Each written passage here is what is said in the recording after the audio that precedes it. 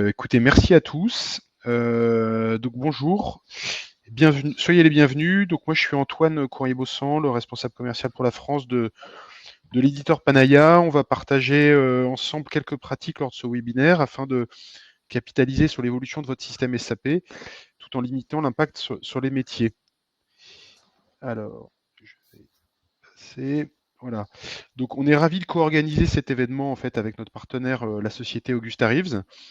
L'idée est de présenter comment une démarche de conversion bien outillée va permettre de faciliter grandement la réalisation en fait d'un projet, mais aussi d'en profiter pour introduire en fait une démarche qualitative de livraison de logiciels. Ok.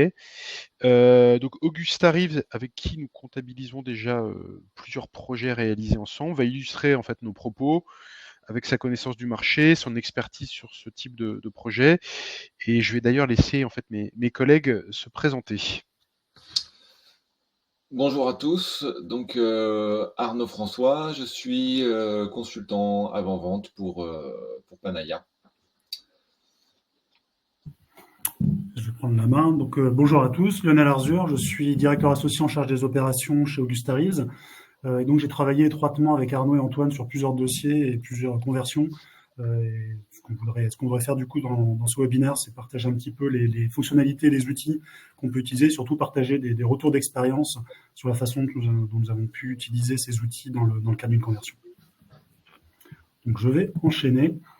Donc, le premier thème qu'on va aborder, c'est déjà comment est-ce qu'on va démarrer le projet, comment est-ce qu'on va préparer le projet.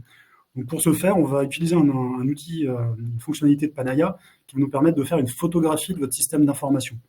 Donc, globalement, on est dans ce schéma sur la première étape, c'est-à-dire qu'on va analyser votre système. Alors, c'est très simple, on va mettre à disposition un report Panaya qu'on va installer sur votre système dans un environnement significatif, production ou pré-prod ou autre.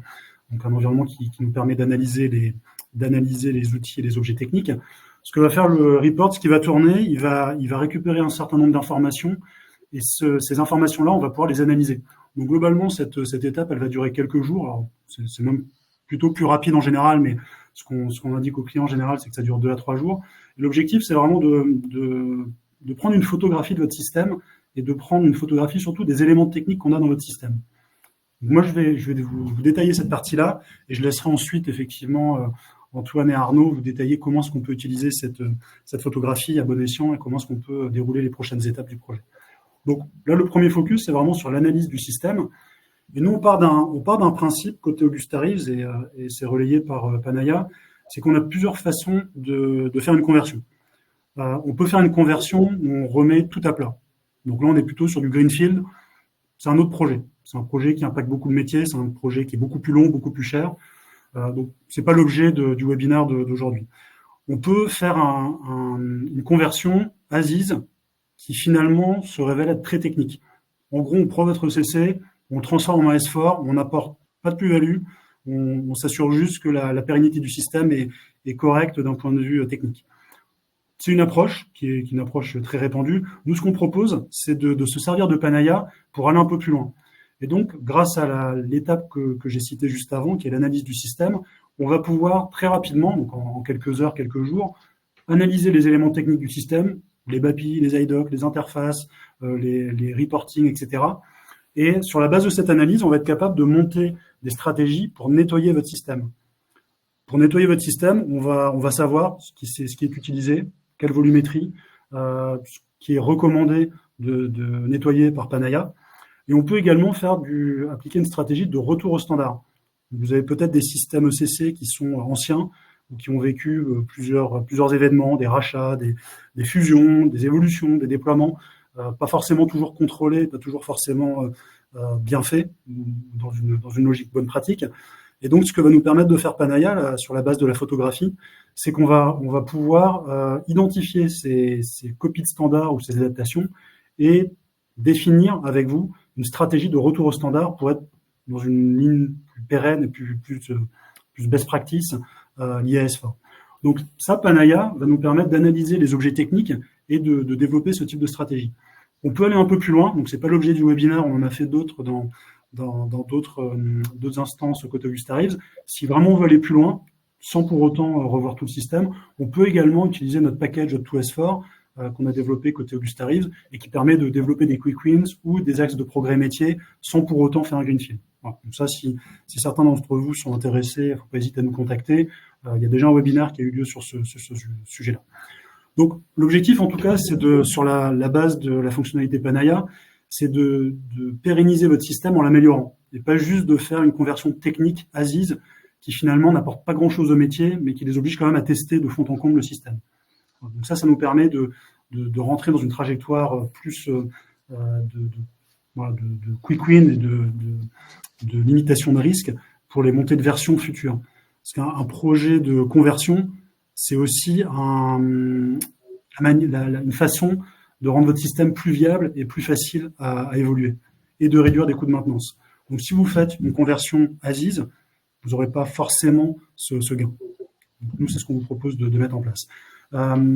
Sur la base de l'analyse qui aurait été faite par Panaya, nous, ce qu'on propose de mettre en place, et ce qu'on a fait sur plusieurs projets, c'est de faire une phase qu'on appelle découverte, qui va permettre d'analyser ces données et de définir avec vous, avec vos équipes, que ce soit côté DSI ou côté métier, en fonction de votre organisation, de définir des axes de progrès et la façon dont on va pouvoir nettoyer ou faire un retour au standard.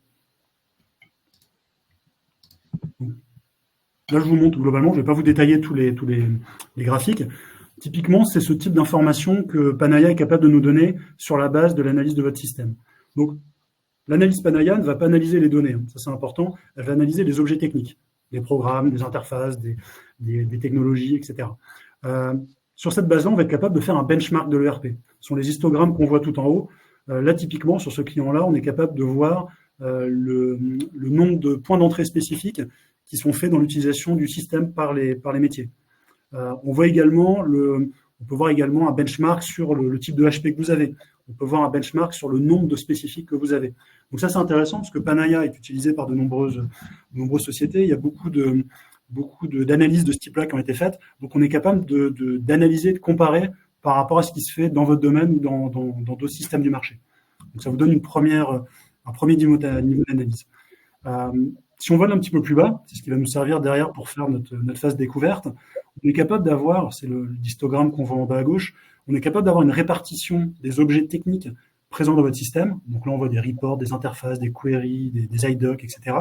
Donc on est capable d'avoir cette décomposition, et ça, c'est ce que vous utilisez dans votre système.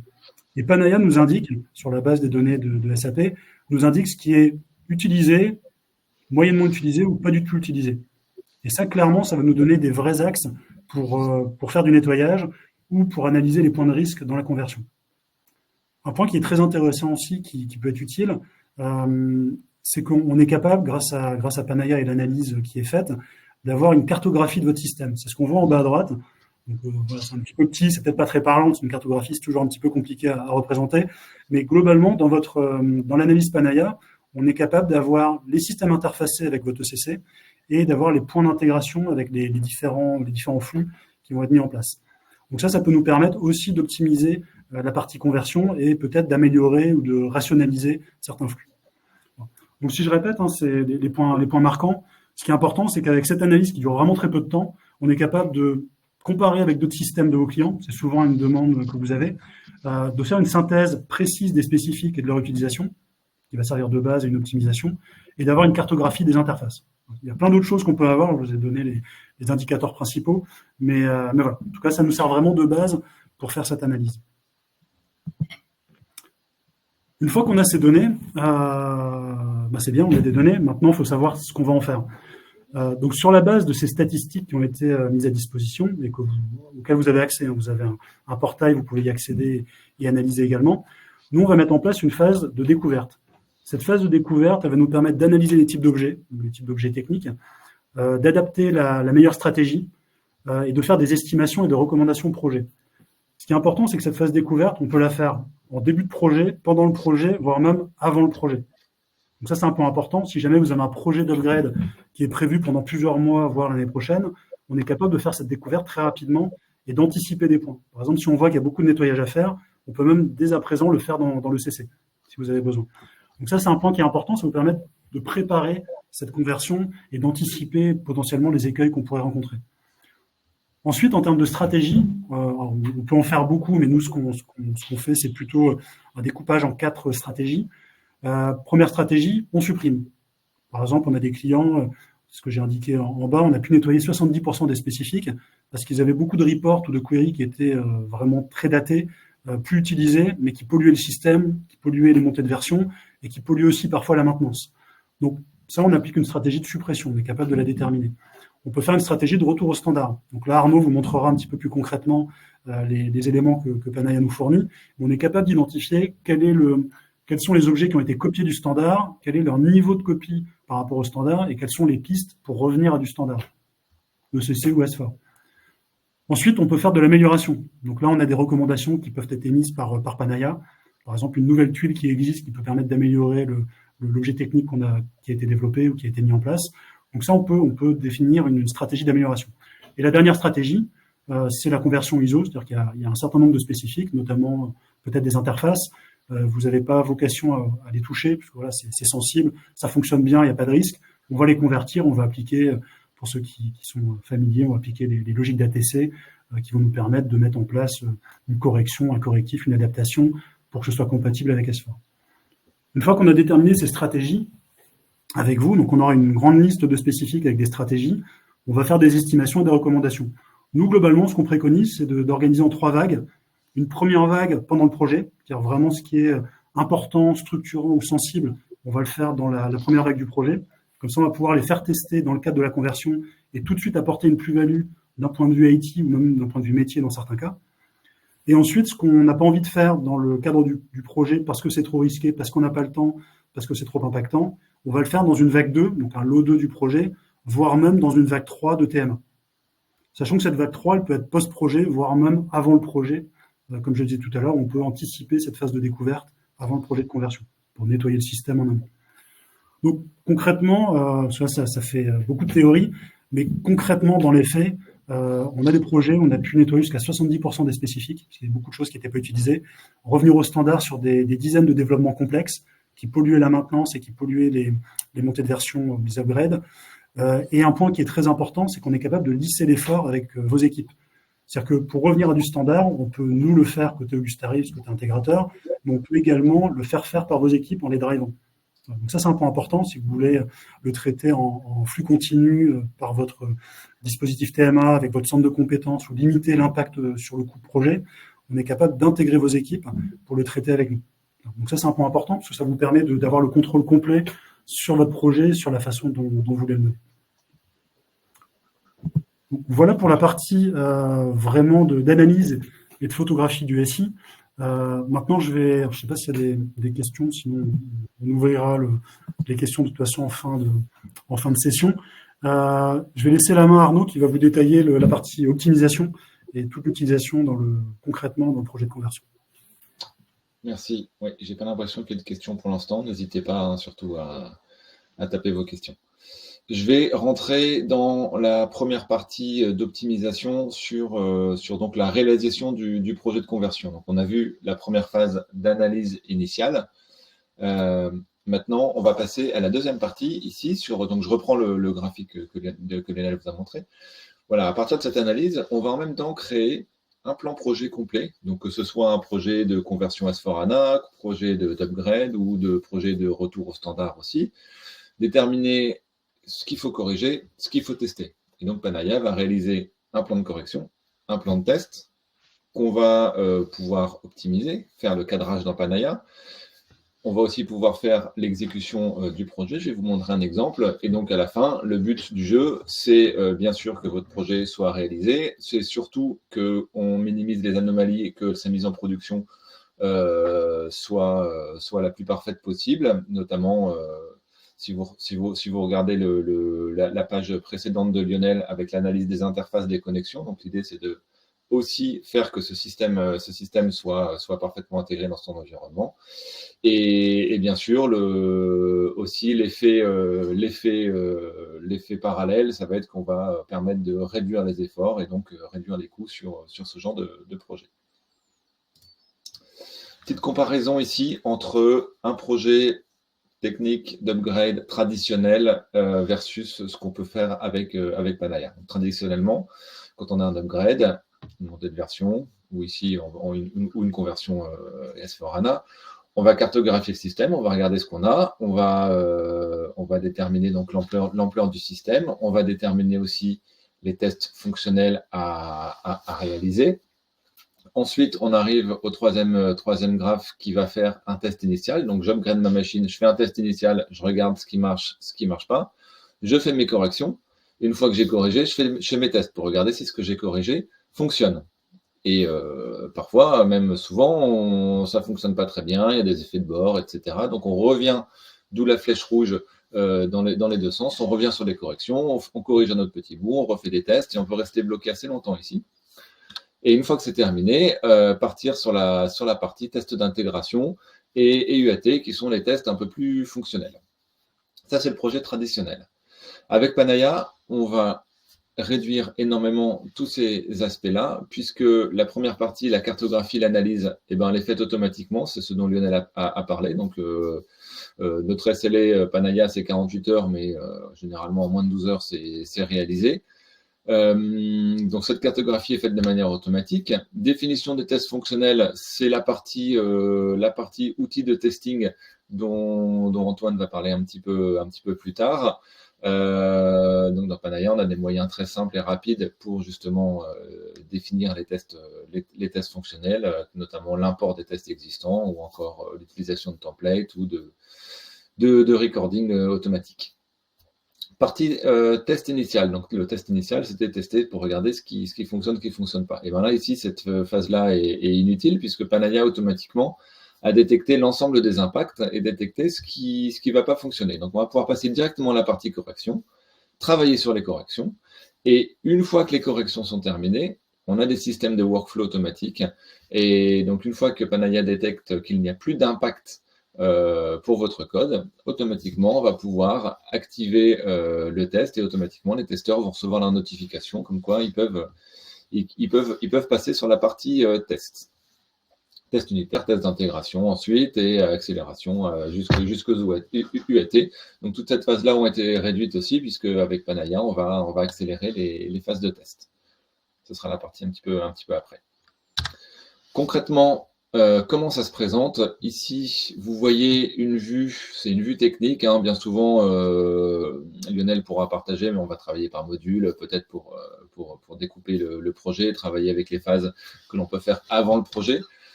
Ici, c'est vraiment pour vous montrer un petit peu tout ce que va couvrir Panaya. Donc ici, on a la vue projet qui a été créée avec toutes les corrections qui ont été créées. Donc, on voit ici en bas à droite, dans ce projet-là, j'ai 87 000 corrections. C'est un très gros système, c'est un des plus gros systèmes qu'on ait analysé.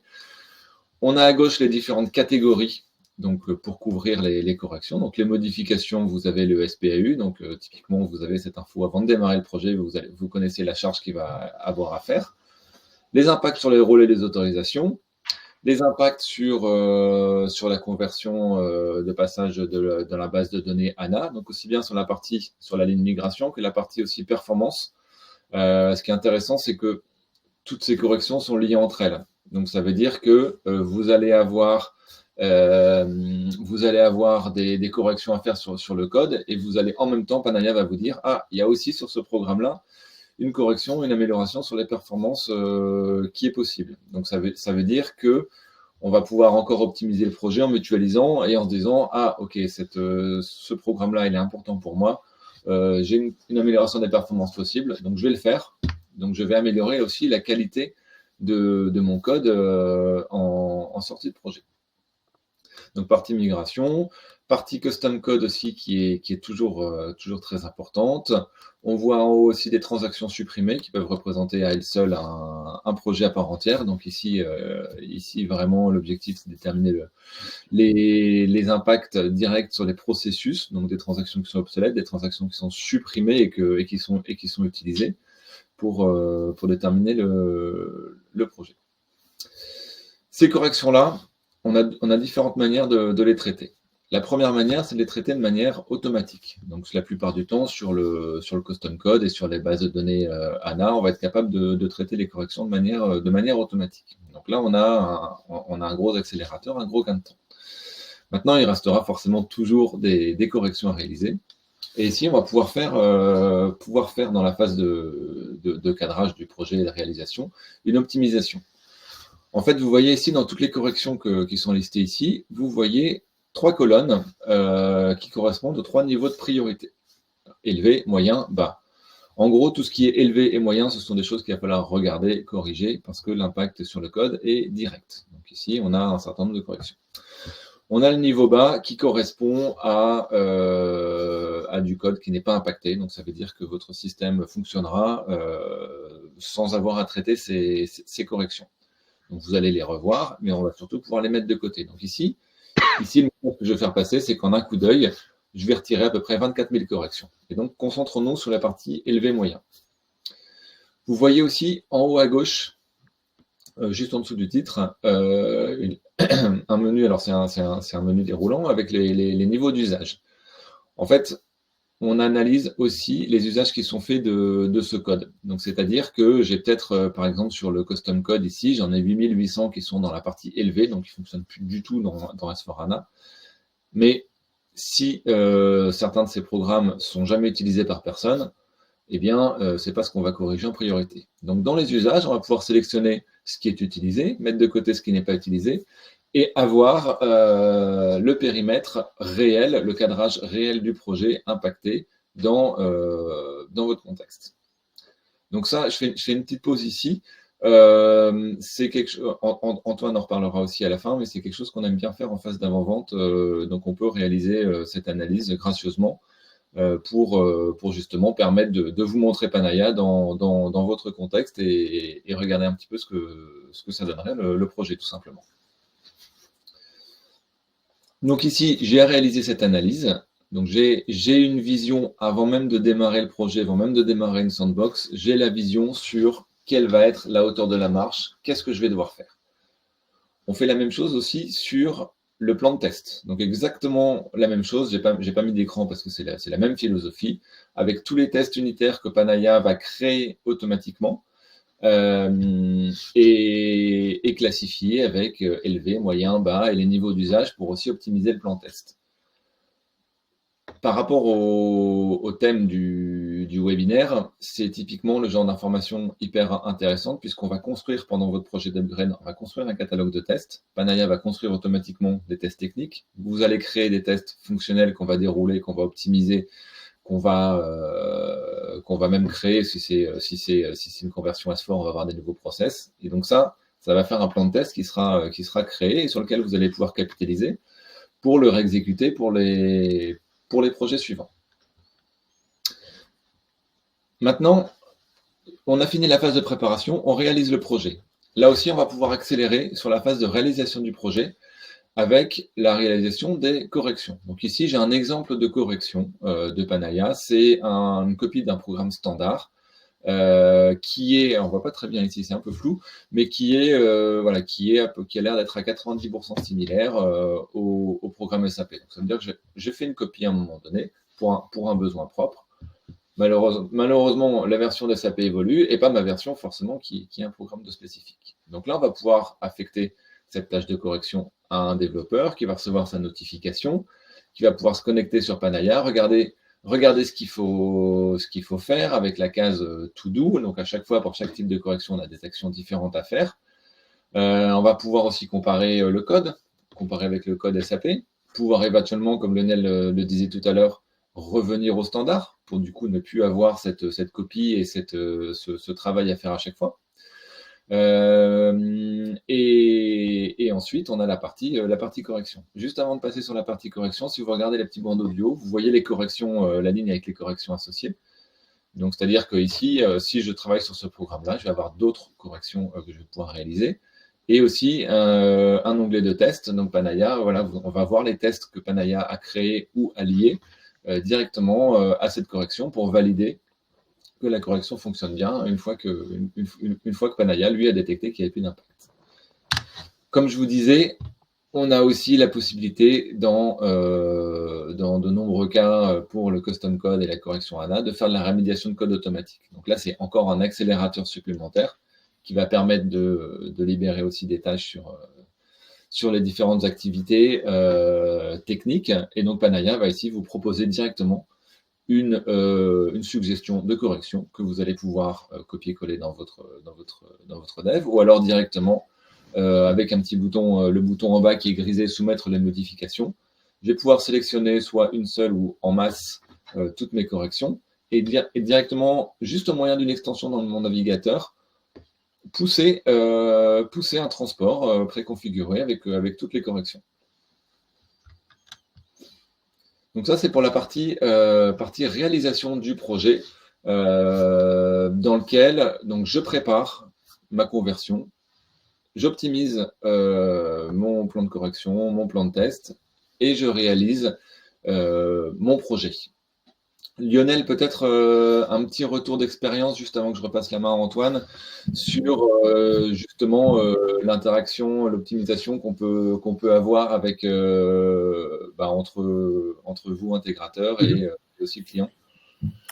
Donc c'est un point important effectivement, Arnaud. Donc Panaya nous donne beaucoup d'éléments pour optimiser le travail de conversion. Et nous, ce qu'on fait en général, ce qu'on a fait chez des clients, c'est que du coup sur cette base-là, on est capable de répartir les tâches entre le client et les équipes Augustarif. C'est un petit peu ce que je disais tout à l'heure. Et ça permet par exemple tout ce qui est très technique, qui n'a pas un grand intérêt pour le client. Augustarif le fait. Et par contre, ce qui est un petit peu moins technique, mais plus orienté sur le métier, notamment une copie de standard, où finalement le besoin métier est sans doute à challenger et à revoir, ça c'est une charge où nous on peut accompagner, mais finalement le client côté DSI, voire côté métier, peut prendre un petit peu plus la main. Donc finalement, ça permet d'avoir un équilibre entre la charge Augustarif de l'intégrateur et la charge du client, en fonction du risque et puis du souhait de trajectoire que vous voulez adopter. Donc ça, c'est un point qui est vraiment important et Panaya nous permet d'avoir ces éléments-là. Parce qu'on est capable de dire, un, le niveau de similitude par rapport au standard, et deux, avec l'écran qu'on voit là, on est capable de voir concrètement, sans avoir les documentations, etc., ce qui a été modifié dans le standard. Donc on est capable rapidement de savoir si c'est plutôt technique ou plutôt métier. Donc c'est vraiment une grande idée pour nous. Merci Lionel. Donc on a parlé des corrections. Parlons maintenant de l'autre partie ultra importante, la partie test. Je te donne la main, Antoine. Ouais, merci Arnaud. Avant de passer sur la partie test, n'hésitez pas à poser vos questions. Voilà, vous pouvez le faire via l'onglet en bas questions ou l'onglet chat. On les prendra avec grand plaisir. Les tests. Alors, comment fluidifier la phase de test? C'est la suite déjà logique d'un projet, c'est-à-dire qu'une fois qu'on a commencé à réaliser des corrections, il va bien falloir un moment tester. C'est souvent perçu comme un goulet d'étranglement en fait dans les projets.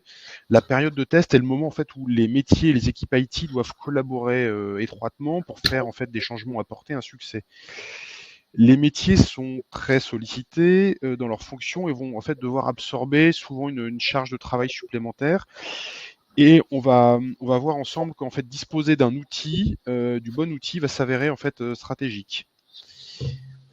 Alors là, je vais enfoncer quelques portes ouvertes. Vous faites partie pour la plupart en fait du monde SAP, mais vos organisations auxquelles vous appartenez en fait utilisent beaucoup plus d'applications qu'SAP. Les grands projets de transformation digitale amènent les métiers à faire des demandes de plus en plus fortes, fréquentes, ce qui met en fait sous pression les équipes IT, notamment quant au delivery et à la qualité. On sait tous que les modes de travail modernes en fait, ont évolué, ça entraîne plus de télétravail, de prestataires, des intégrateurs, des indépendants, des équipes internationales qui sont sur des fuseaux horaires étendus. Et en fait, si vous voulez, la mission de Panaya notamment est d'être la clé de langage commune entre l'IT et les métiers. L'idée, c'est qu'un process métier, c'est un flux qui part des SAP, mais qui peut aller aussi dans un CRM, dans un outil WMS, avant de revenir par exemple dans SAP. Donc, pourquoi en fait Panaya déjà ne ressemble à nul autre outil de test? Panaya en fait a été designé pour les utilisateurs métiers. L'idée, c'est de proposer dans une plateforme unique à la fois l'analyse des impacts, les tests et les changements. Donc c'est que nous sommes une plateforme SaaS, donc qui va se déployer très facilement et rapidement. L'idée va être de trouver le parfait équilibre entre vitesse et qualité. et de proposer surtout des leviers d'accélération au projet. Donc j'ai choisi moi de zoomer sur 4 fonctionnalités principales, souvent remontées par le terrain comme étant en fait des vrais éléments différenciants sur la conduite d'un projet. Donc la partie planning dans un premier temps. Effectivement, vous disposez peut-être déjà de cahiers de test. Cette période en fait de préparatoire se néglige pas, bien au contraire. Pour une campagne de test réussie, il va falloir une bonne préparation. Et Panaya va s'avérer très utile pour récupérer, par exemple, votre patrimoine de tests existant, le convertir rapidement. Vous allez pouvoir également créer en masse. Et on a vu que Panaya, dans le module précédent, en fait, va aussi générer des tests. Donc ça, c'est un gros accélérateur pour vous. Vous allez pouvoir piloter des processus qui partent dans SAP, mais qui vont pouvoir se prolonger dans d'autres applications.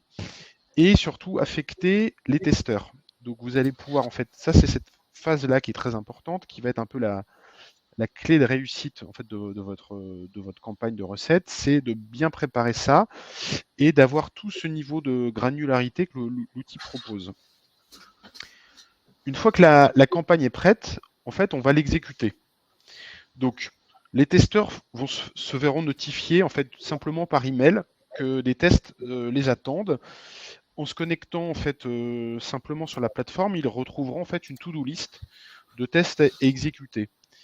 Ce qui est apprécié, c'est qu'en fait le workflow est intelligent, c'est-à-dire qu'on teste que quand c'est prêt à tester. Donc si par exemple Arnaud a réalisé un premier flux, moi je ne vais pas pouvoir me connecter, en fait je ne l'aurai pas dans ma to-do list. Une fois que Arnaud aura validé le test, il arrivera chez moi. Donc c'est quelque chose qui est sans, je dirais, couture, mais derrière ce workflow est très important. On a tous connu des campagnes de test où on doit capturer des épreuves, des écrans, les copier-coller, partager ça dans des documents SharePoint, etc. Vous le voyez à l'écran, notamment sur la partie de droite, il y a en fait un outil qui s'appelle le Recorder, le Panaya Recorder. On le voit pas très bien, mais il y a 3 moteurs en fait de capture, et en fait, on capture les activités SAP, les activités web et les autres applicatifs. Donc c'était pour vous notamment illustrer sur les flux bout en bout. On capture très bien l'activité SAP, mais on peut aller très bien aussi capturer une activité dans Salesforce ou dans un outil de WMS. C'est sans effort en fait pour le testeur. Le testeur va simplement exécuter un process, des commandes qu'il a l'habitude de pratiquer régulièrement. Derrière, toute la partie capture épreuve se fait automatiquement. Je vais passer donc cette partie capture fait la transition parfaite avec une fonctionnalité intéressante qui est notamment la partie gestion des anomalies. Parce que qui dit test, qui dit correction dit test. Si le test se déroule bien, tant mieux. Dans la vraie vie, on sait qu'il y a des tests où il y a besoin de notifier les anomalies. On a un module de gestion des anomalies qui est natif dans l'outil, qui est très bien designé et qui va notamment permettre d'utiliser en fait toute la capture automatique pour pouvoir documenter notamment l'anomalie qui est créée. Alors, ce module, il est natif dans Panaya. Il va pouvoir s'interfacer également avec des outils que vos organisations utilisent peut-être, des outils d'ITSM, de ticketing.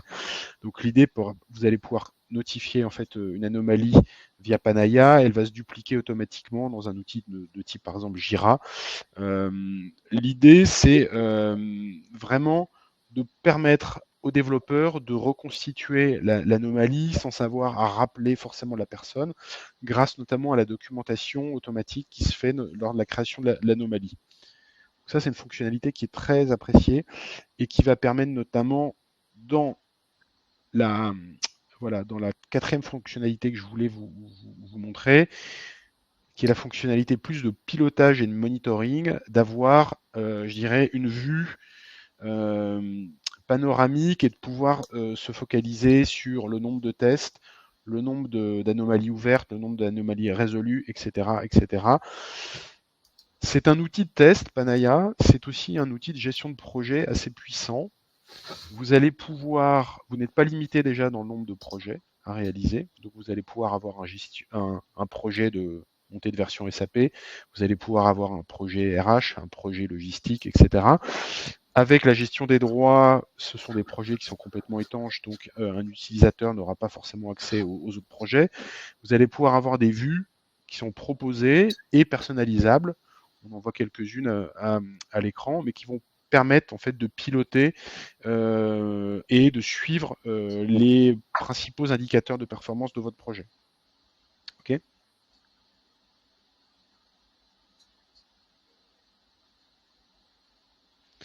Donc on a vu Panaya qui permettait d'avoir une photographie très rapide de votre système SAP.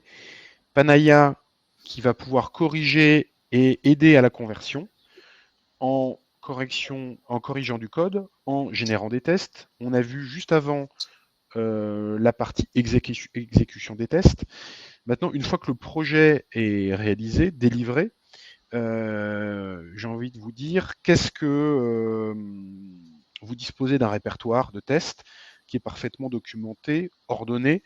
La question que l'on peut se poser, c'est que faire en fait jusqu'au prochain upgrade. En fait, on va pouvoir, je dirais, capitaliser à deux niveaux sur comment dire votre répertoire de tests qui existe. On va pouvoir travailler sur la couverture du risque par rapport aux nouveaux transports qui vont être exécutés et on va pouvoir notamment automatiser certains tests. Ce sont les deux, je dirais, leviers intéressants qu'on peut mettre en lumière une fois que le projet est réalisé. Donc sur la partie analyse des changements, en quoi ça correspond? On a vu qu'en fait, la montée de version d'un point de vue technique entraînait des changements. On sait également que d'un point de vue métier, des changements vont pouvoir générer en fait des impacts sur le RP et donc avoir besoin d'être testés à nouveau.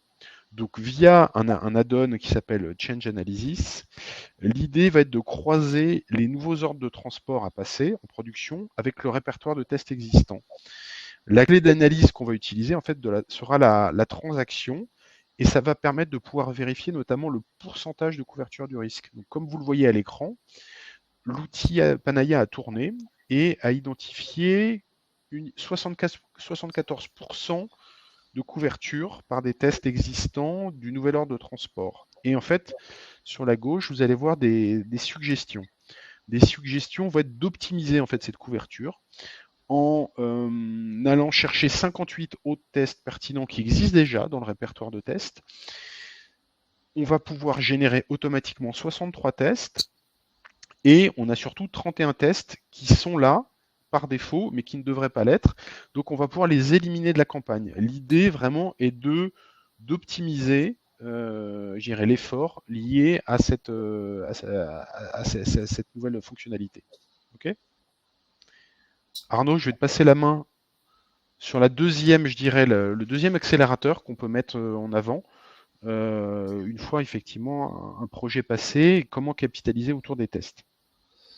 Merci Antoine. Voilà, encore un moyen de capitaliser sur les tests, ça va être d'utiliser le troisième aspect du test. Donc généralement, pour un projet d'upgrade technique, on va plutôt faire des tests manuels puisqu'on fait ces tests une fois.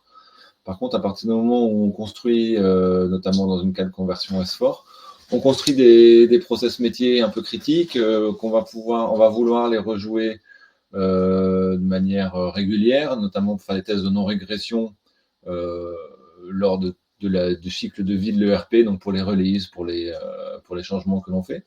On va pouvoir rajouter une couche d'automatisation sur les tests. Donc l'idée, c'est ce que vous voyez ici dans les écrans en bas à droite, c'est de construire un enregistreur qui permet de capter l'activité de mon test. Donc, je vais juste réaliser mon test comme je le fais d'habitude. Panaya capture les différentes étapes. Bien sûr, on peut rajouter on va rajouter des contrôles pour déterminer si le test est en succès ou en échec, puisque le but de l'automatisation, c'est que le test s'exécute tout seul. Donc là, à l'écran, vous voyez un test qui est en échec, dans lequel on va pouvoir comparer l'écran et les données techniques au moment du test versus ce que j'ai enregistré pour me permettre de comprendre pourquoi j'ai une erreur et peut-être ouvrir une anomalie. Mais l'objectif surtout, c'est donc de créer ce test qui fonctionne bien. Et ce que vous voyez à gauche, c'est de pouvoir rajouter un planificateur. Donc ici, ce test, il va s'exécuter tous les mercredis, tous les mardis, tous les jeudis, pendant la nuit. Et donc automatiquement, le test s'exécute dans mon coin. Je reviens le lendemain, je regarde ce qui est en succès ou en échec. Et bien sûr, je vais regarder ce qui est en échec, regarder pourquoi, et prendre les actions dessus. Donc ça, c'est la phase ultime du test. Super.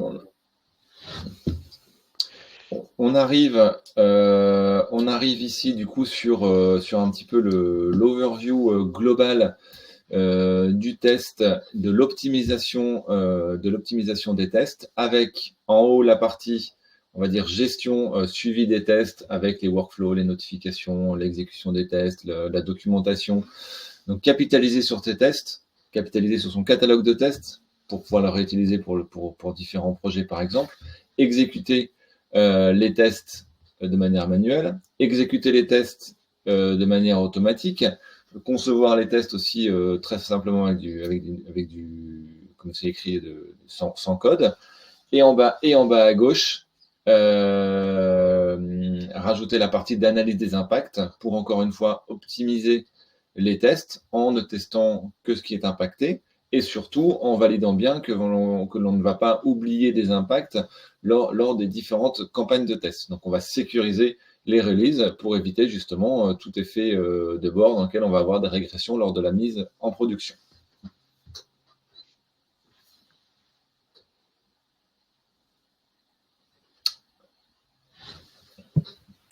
Je vais reprendre la main du coup pour la synthèse rapidement avant de vous laisser la parole pour les questions si vous en avez.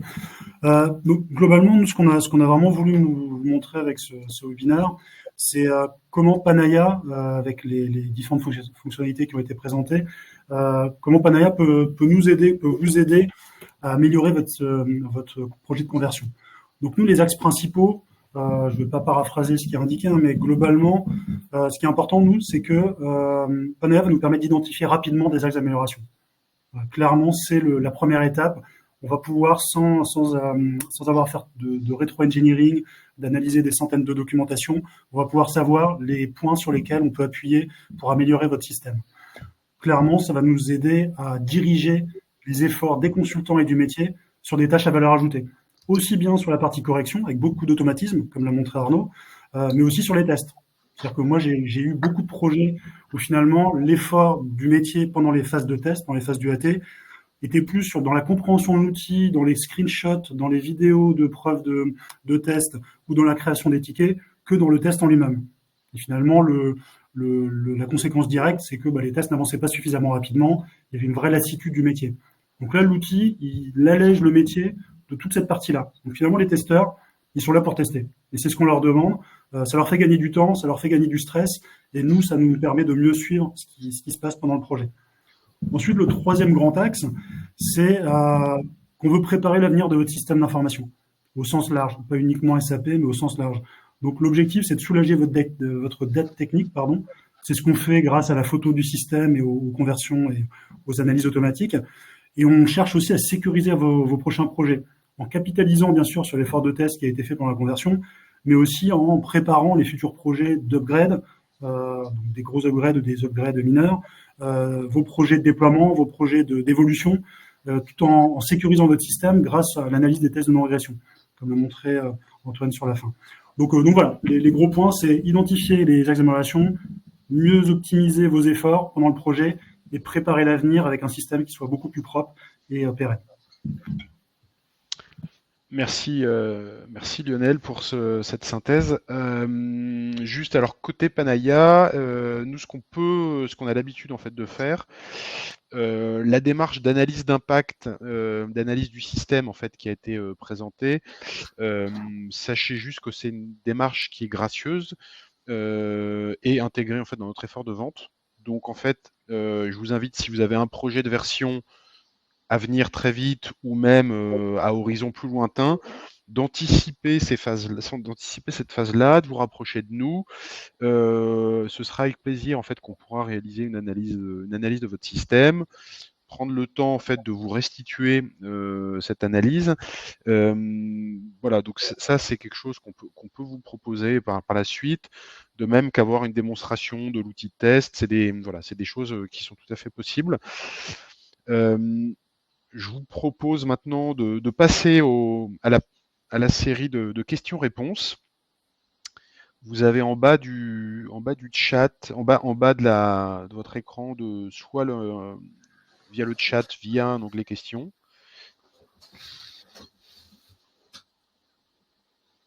Alors, je vois une question de Nicolas.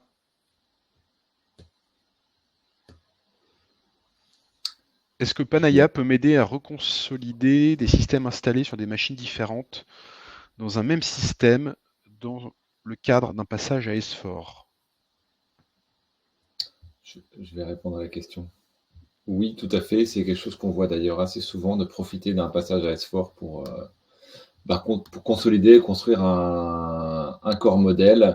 Donc exactement, avec Panaya, les fonctionnalités d'analyse, les fonctionnalités aussi d'analyse des transports, donc vont permettre de vous aider à justement à consolider, à construire un nouveau corps modèle et surtout vous assurer que vous n'avez rien oublié et par la suite aussi éventuellement lors de déploiement de nouveaux pays, etc., de pouvoir aussi vous aider dans la phase après justement le passage à S4. Dans la phase rollout, tu veux dire? Ouais.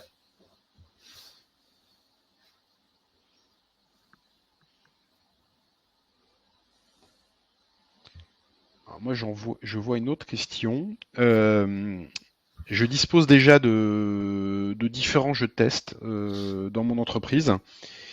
Est-ce que l'outil Panaya permet de les réutiliser? Alors, c'est un sujet qu'on a un tout petit peu couvert, mais est-ce que tu peux peut-être m'en dire plus, Arnaud? Nous en dire plus?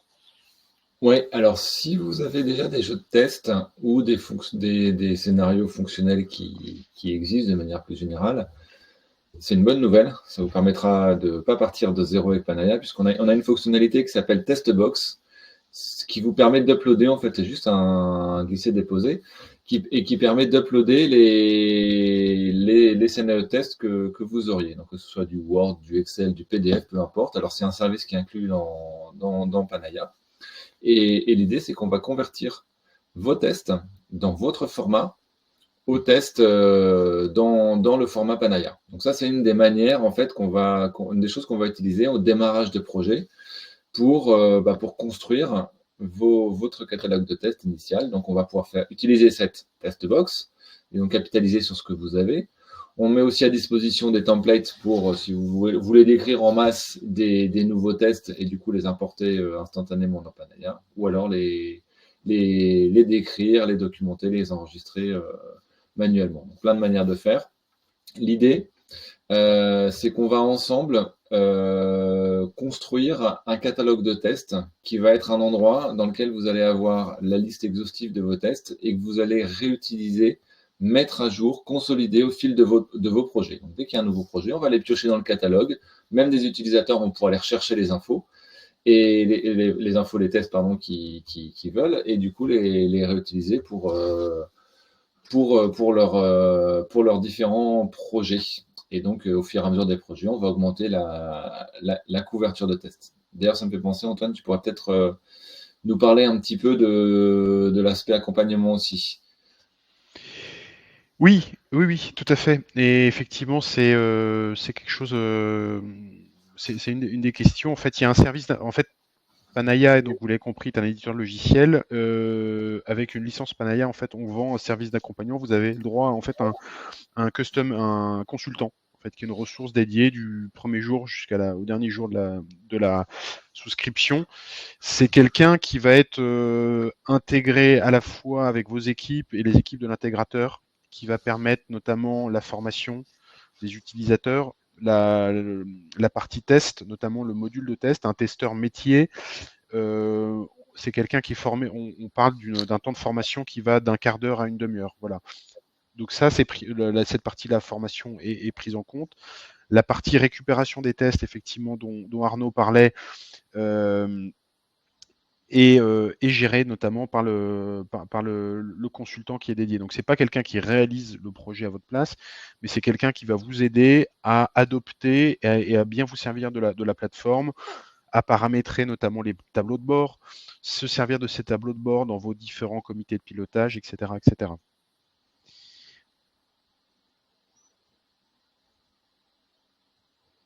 Alors, je vois des questions de Thierry. Est-ce que le coût de Panaya peut être un service one-shot pendant le projet de migration?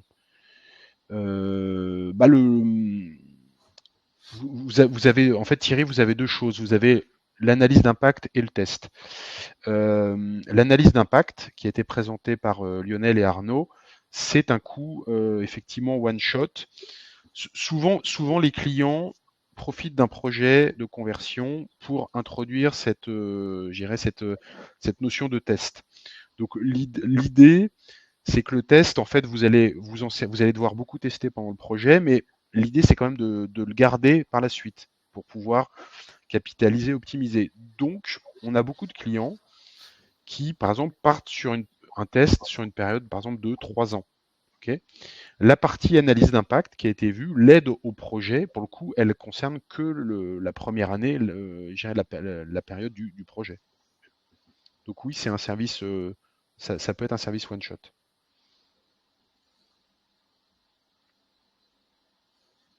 Lionel, est-ce que tu veux prendre d'autres questions? Oui, je vois qu'il y a une question également sur la mutualisation des coûts entre Augustaris et Panaya. Donc nous, la façon dont on travaille avec Panaya, c'est qu'on fait tourner en général sur les clients qui sont intéressés, on fait tourner le report dont je parlais tout à l'heure, qui va nous permettre d'avoir une photographie du système et de faire la proposition la plus ajustée par rapport au contexte client. Donc finalement, cette mutualisation des coûts, elle n'est pas directement dans les tâches de la proposition, parce que finalement, Panaya, ils mettent à disposition un outil, il y a du support intégré, mais il n'y a pas de tâche de réalisation en tant que telle. Par contre, la réalisation qu'Augusta Reeves met dans la conversion, elle est complètement liée à ce que Panaya va nous fournir. Donc, on mutualise finalement, on utilise les données pour mutualiser nos coûts et surtout rationaliser nos coûts côté Augusta Reeves. Il faut voir vraiment Panaya comme un accélérateur et comme quelque chose qui peut vous permettre d'économiser aussi de l'argent sur le projet.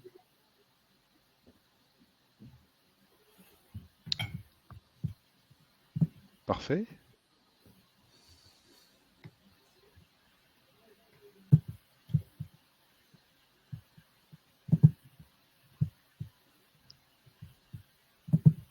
Je pense qu'on a fait le tour. Alors n'hésitez pas, vous aurez de toute façon accès à la présentation, vous aurez nos coordonnées, vous aurez accès également au replay. Si d'autres questions vous venaient, n'hésitez pas à nous les soumettre. Je vais passer directement, voilà, vous verrez les présentations de notre société.